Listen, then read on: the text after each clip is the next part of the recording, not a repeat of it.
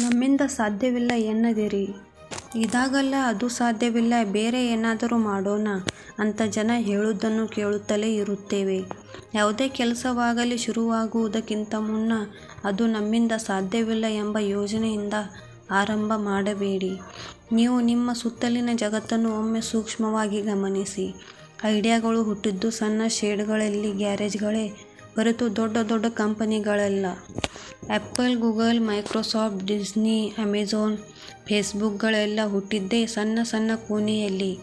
ಈ ಐಡಿಯಾಗಳೆಲ್ಲ ಬಂದಿದ್ದು ಏನೋ ಹೊಸದೊಂದು ಮಾಡಬಹುದು ಎಂಬ ಐಡಿಯಾಗಳಿಂದ.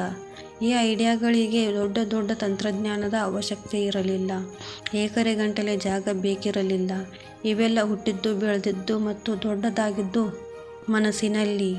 ಬಹುತಾಂಶ ಈ ಐಡಿಯಾಗಳನ್ನು ಪೋಷಿಸದಿದ್ದರೆ, ಇದು ಸಾಧ್ಯವಾ ಎಂಬ ಲೆಕ್ಕಾಚಾರದಲ್ಲೇ ಕಳೆದಿದ್ದರೆ ಈ ಐಡಿಯಾಗಳು ದೊಡ್ಡದಾಗುತ್ತಿರಲಿಲ್ಲ.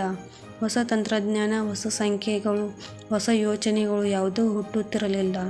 ಹೀಗಾಗಿ ಯಾವುದೇ ಐಡಿಯಾ ಇರಲಿ, ಅದು ಸಾಧ್ಯವಿಲ್ಲ ಎಂಬ ತೀರ್ಮಾನಕ್ಕೆ ಬರಬೇಡಿ. ಅದಾಗುತ್ತದೆಯೋ ಇಲ್ಲವೋ ಬೇರೆ ಮಾತು, ಕನಿಷ್ಠ ಪ್ರಯತ್ನವನ್ನಾದರೂ ಮಾಡಿ.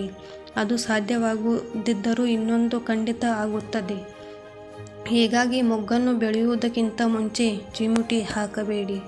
Please like and subscribe my YouTube channel.